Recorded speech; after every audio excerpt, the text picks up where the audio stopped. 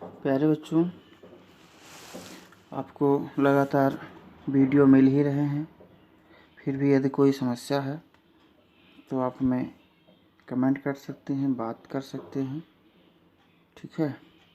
तो आइए आज हम फिजिक्स के अंतर्गत गति चैप्टर पढ़ने का प्रयास करेंगे।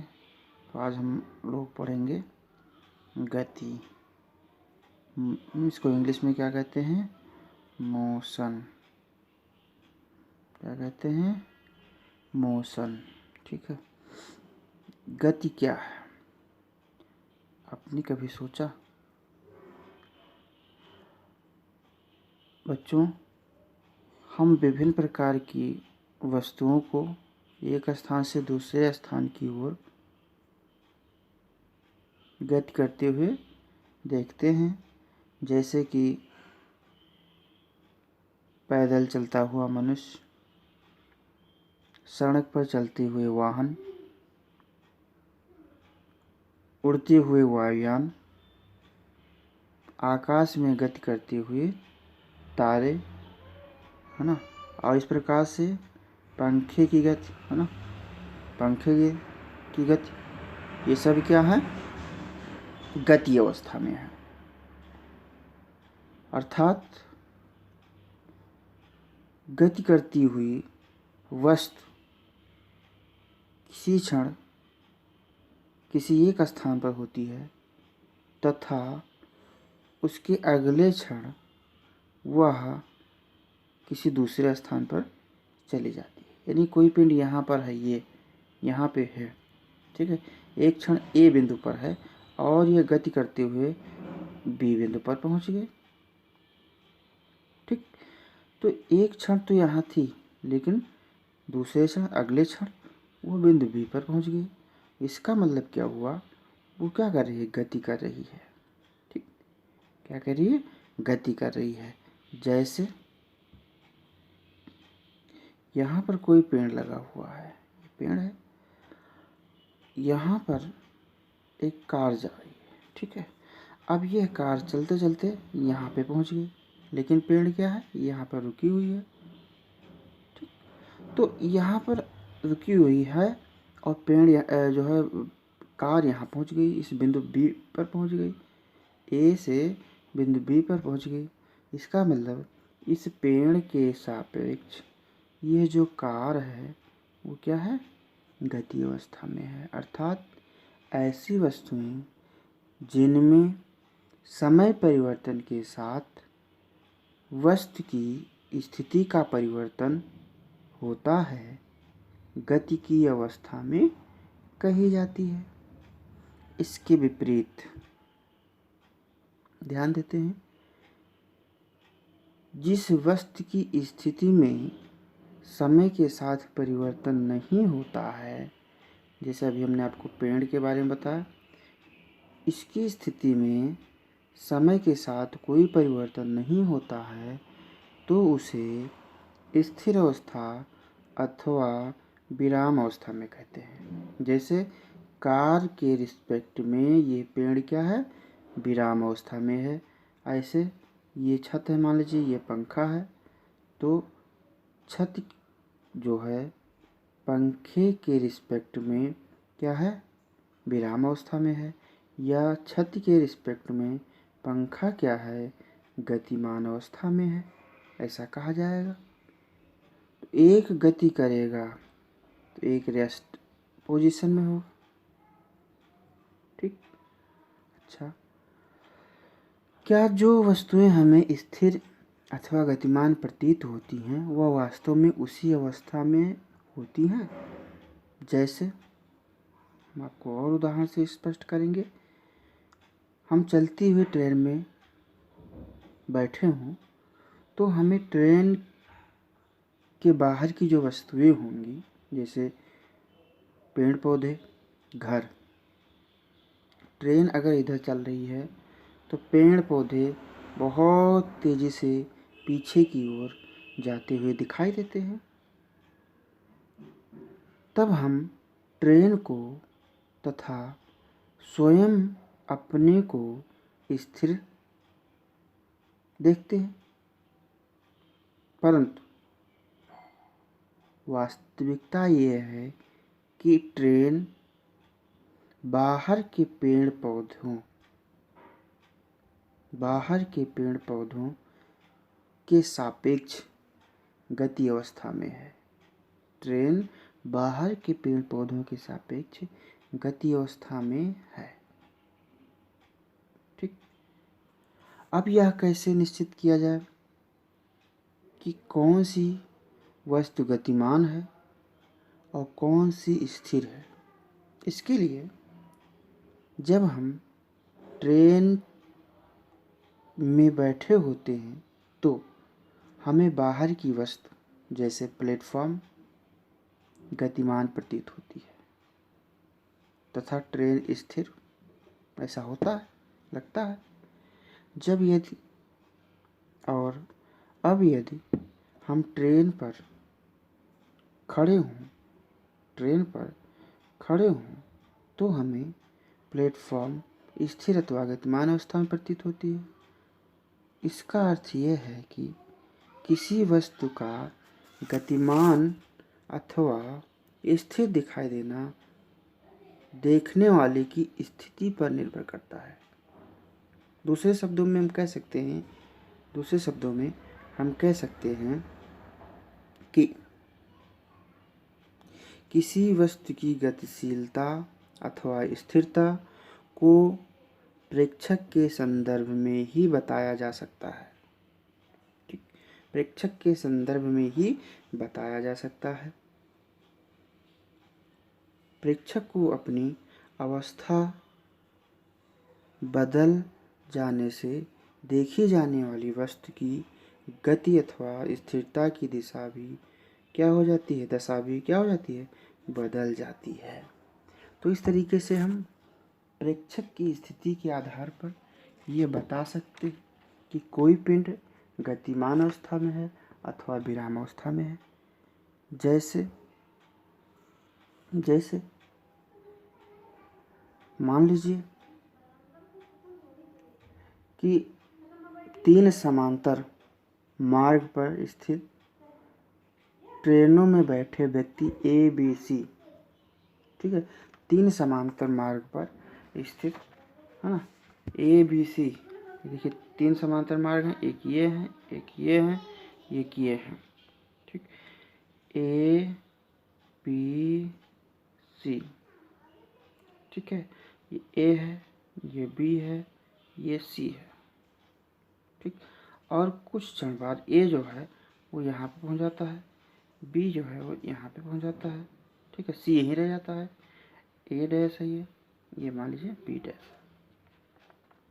तो इसको हम समझाने के लिए देखते हैं कि 3 ये समांतर मार्ग हैं और इन 3 समांतर मार्गों पर स्थित ट्रेनों में बैठे व्यक्ति ए बी सी, इस पर हम विचार करते हैं।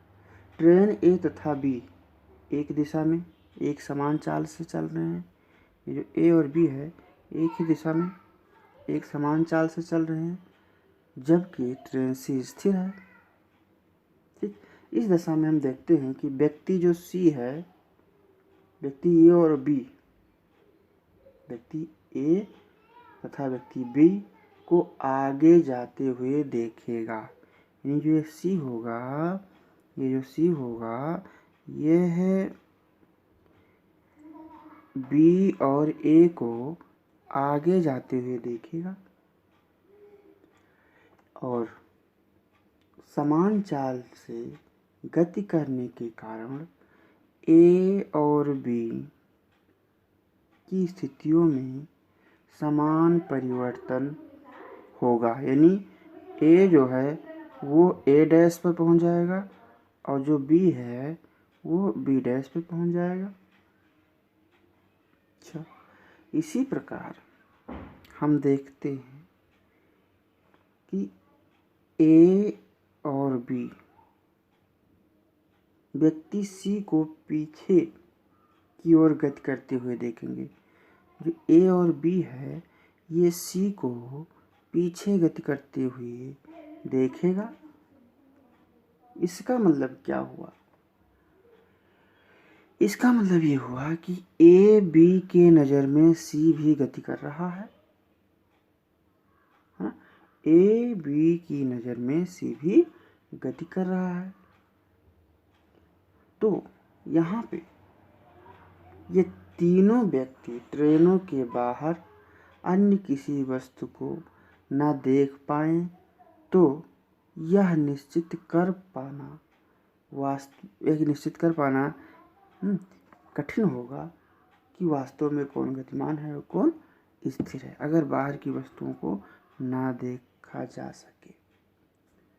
तो इस तरीके से हम कहते हैं कि परिभाषित कर सकते हैं कि ऐसी वस्तुएं जिनमें समय के परिवर्तन के साथ वस्तु की स्थिति में परिवर्तन होता है उसे गतिमान वस्तु कहते हैं। अब ये तो रहा गति की परिभाषा। आगे हम गति के प्रकार के बारे में अध्ययन करेंगे। तो अगला हेडिंग है गति के प्रकार,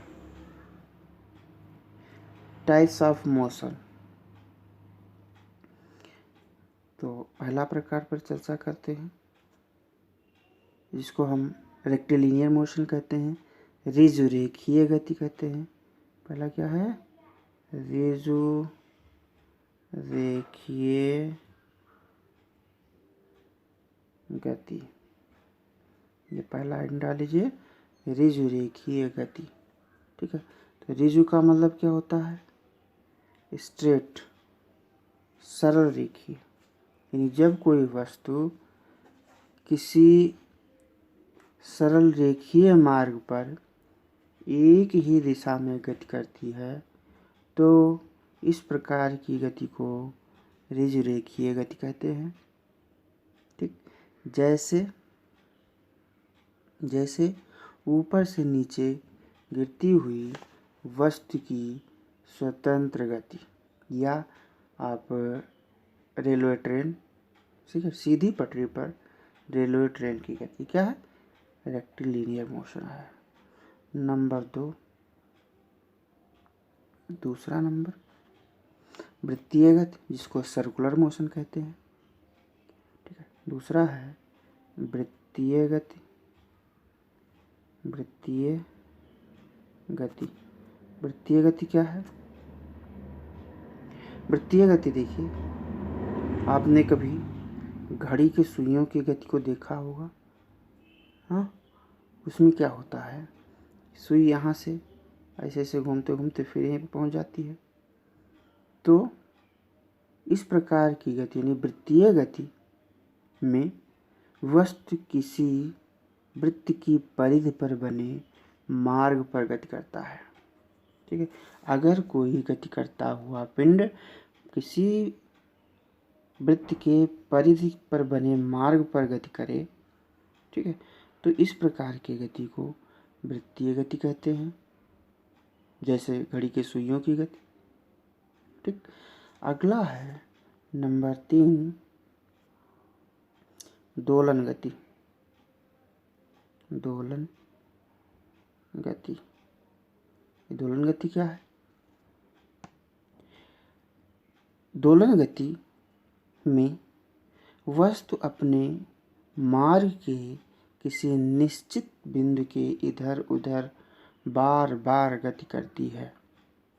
ठीक है, जैसे घड़ी के पेंडुलम की गति। झूला, आप झूला देखे हैं तो झूले में मान लीजिए ये क्या है, यहाँ पे एक रस्सी बांध दी गई है इस तरीके से, ये झूला है। सपोज झूले को हम थोड़ा सा ए से लेकर के यहाँ से ला करके यहाँ सी पर एक पॉइंट ले लीजिए। मान लीजिए ये पॉइंट ए पर झूला की स्थिति है, इसको हम थोड़ा सा लेकर गए इधर मान लीजिए बी पर लेकर गए, है ना, इधर लेकर गए थोड़ा सा, तो जैसे इधर लेकर गए फिर छोड़ देंगे इसको तो सीधा ये आएगा इस साइड में, और फिर इधर से ये जो है इधर से इसे घूम करके और फिर ए पर आ जाएगा। यानी इस ए के दाएं बाएं गति करेगा। ठीक है। तो इस प्रकार की गति को क्या कहते हैं? दोलन गति कहते हैं। ठीक, तो ये 3 प्रकार की गतियों के बारे में हम लोग अध्ययन किए। पहला हम लोग पढ़े ऋजु रेखीय गति, इसको सरल रेखीय गति भी कहते हैं। इसका नाम है सरल, है ना, रेखीय गति। और दूसरा है वृत्तीय गति। और तीसरा हम लोग पढ़े दोलन गति। ठीक, तो ये 3 प्रकार की गतियों के बारे में अध्ययन किए। इसके बाद हम लोग गति के समीकरण के बारे में अध्ययन करेंगे। तो गति के समीकरण गति के समीकरण गति के कितने समीकरण हैं? गति के 3 समीकरण हैं। पहला v बराबर u प्लस at, दूसरा s बराबर ut प्लस हाफ at और ut plus half at square, और तीसरा है v स्क्वायर बराबर u स्क्वायर प्लस 2as। ये 3 समीकरण हैं। ठीक, तीनों में क्या है वो आप देख लीजिए।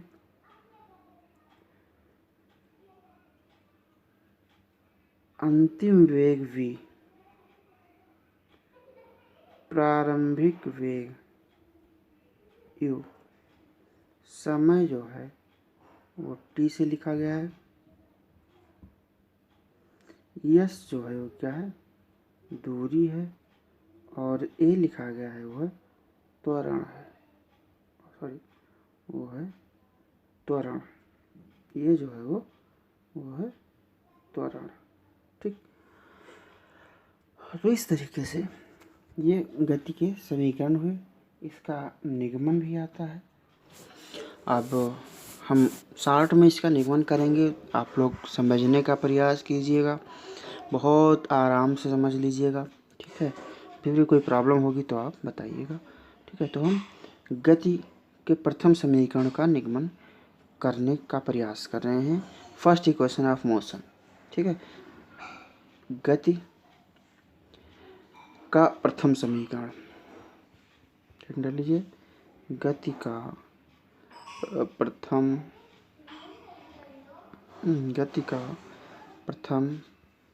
समीकरण ये डाल लीजिए। ठीक है, तो माना कि कोई वस्तु u वेग से एक सरल रेखा में गति प्रारंभ करती है। u वेग से, ध्यान दीजिए, एक सरल रेखा में u वेग से एक सरल रेखा में गति प्रारंभ करती है और उसका वेग एक समान रूप से बढ़कर t सेकेंड बाद v हो जाता है। अंतिम वेग v होता है, ध्यान दीजिएगा, अंतिम वेग v, प्रारंभिक वेग u। तो कोई गतिमान वस्तु का प्रारंभिक वेग क्या है? u है। यानी u वेग से वो चलना प्रारंभ करती है, t सेकेंड के बाद उसका वेग v हो जाता है। ठीक, अच्छा, इतनी बात समझ में आ गई। किसी भी वस्तु में प्रति सेकेंड वेग वृद्धि को त्वरण कहते हैं। त्वरण की परिभाषा है, एक्सेलरेशन की परिभाषा ये है कि वेग में परिवर्तन की दर को त्वरण कहते हैं। ठीक, तो यहाँ कोई a पिंड थी और a पिंड जो है u वेग से चलना प्रारंभ किया और t सेकेंड बाद उसका वेग जो है, इस a वस्तु का जो वेग है वो v हो गया। तो अब वेग में परिवर्तन कैसे निकालते हैं? तो वेग में परिवर्तन जो निकलता है वो अंतिम वेग माइनस प्रारंभिक वेग। यानी यहाँ पे हम जब त्वरण की निकालने का प्रयास करेंगे तो त्वरण बराबर क्या होता है? वेग में वृद्धि, यानी अंतिम वेग माइनस प्रारंभिक वेग। तो अंतिम वेग क्या है? v, प्रारंभिक वेग क्या है? u। तो अंतिम वेग v माइनस प्रारंभिक वेग u बटे समय अंतराल, कितने समय में? तो समांतराल क्या है, डेल्टा टी। ठीक, अब इसको थोड़ा हम और एडजस्ट करेंगे। त्वरण को क्या लिखा जाता है भाई, ए लिखा जाता है। तो ए बराबर वेग में परिवर्तन, परिवर्तन को फिजिक्स की भाषा में डेल्टा से लिखा जाता है, डेल्टा वी अपान, है ना, डेल्टा टी, ये वेग में परिवर्तन बटे समय अंतराल। अच्छा, तो ये बराबर क्या मिला, ए बराबर मिला डेल्टा वी बटे डेल्टा टी, कैंची गुणा क्रॉस मल्टीप्लिकेशन से, है ना, इसको आप क्रॉस मल्टीप्लिकेशन कर लीजिए। तो ये डेल्टा वी कहाँ से आया था, अभी आप देखें, वेग में परिवर्तन। ठीक है, ये तो है, तो वेग में परिवर्तन, ए बराबर अंतिम वेग माइनस प्रारंभिक वेग, तो वी माइनस यू को डेल्टा वी लिखा जा सकता है, वेग में परिवर्तन बटे समय अंतराल। तो प्रारंभ में समय क्या था, टी सेकंड बाद, यानी प्रारंभ में समय क्या था, 0 था। तो इसका क्या निकालेंगे, टी माइनस 0, यानी ए बराबर v minus u, t minus 0 मतलब टी।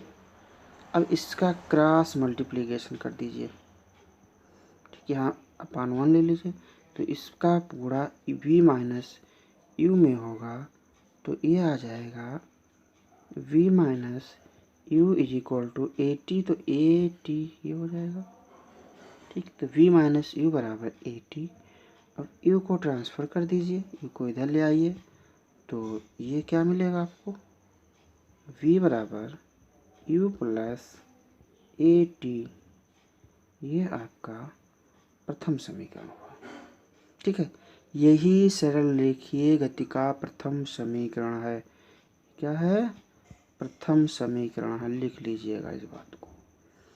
ठीक, अगला गति के दूसरे समीकरण का निगमन।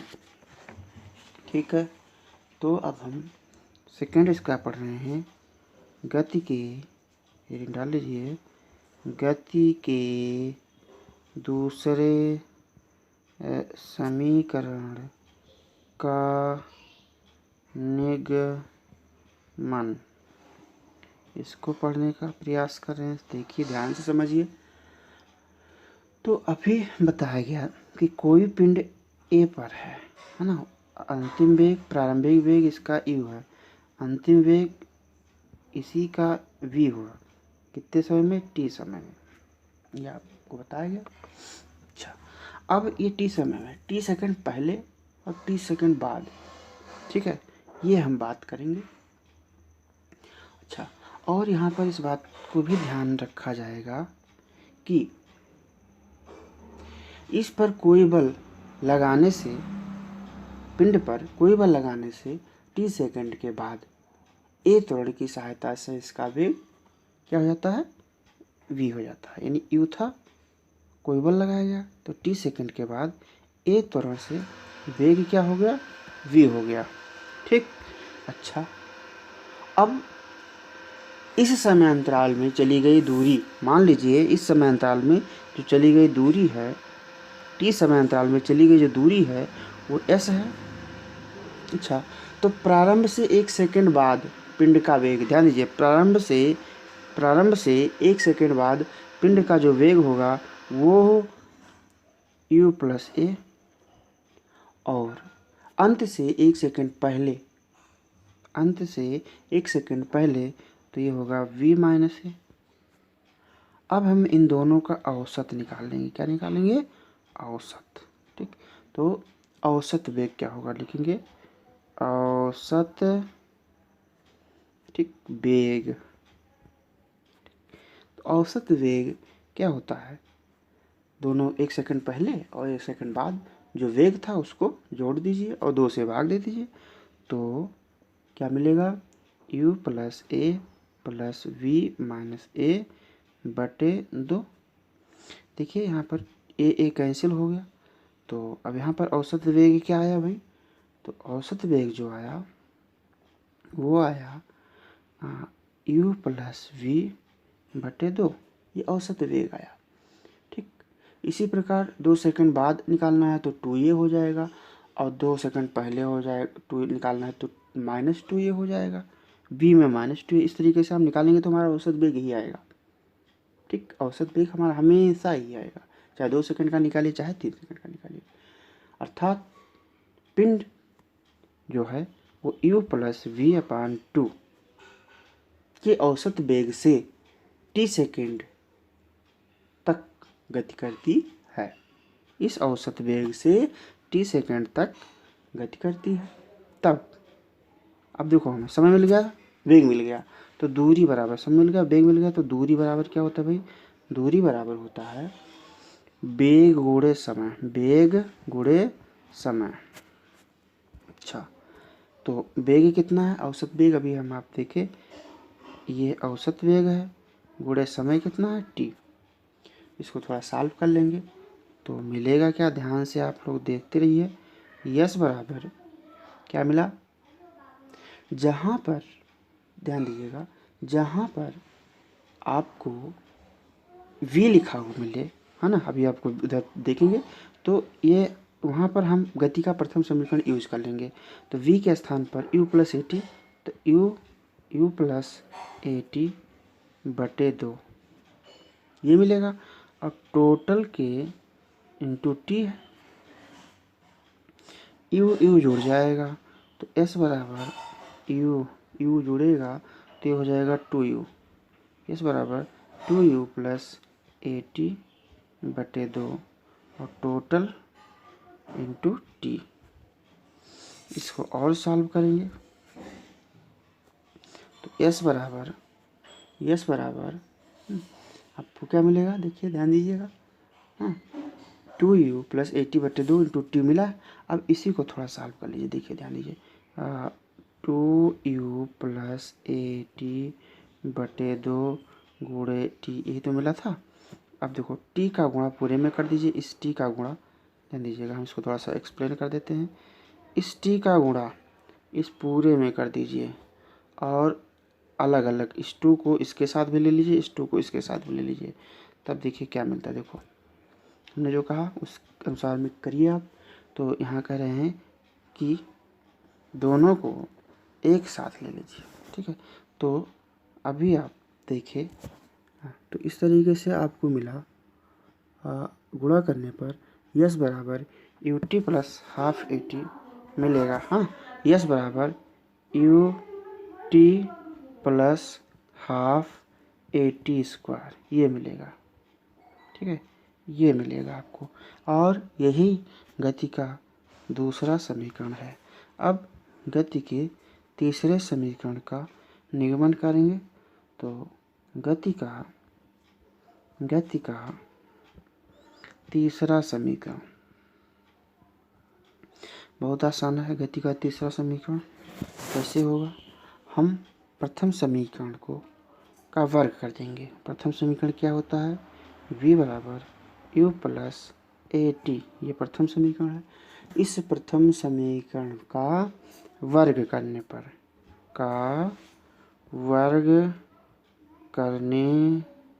पर ठीक है, इसका वर्ग कर दीजिए।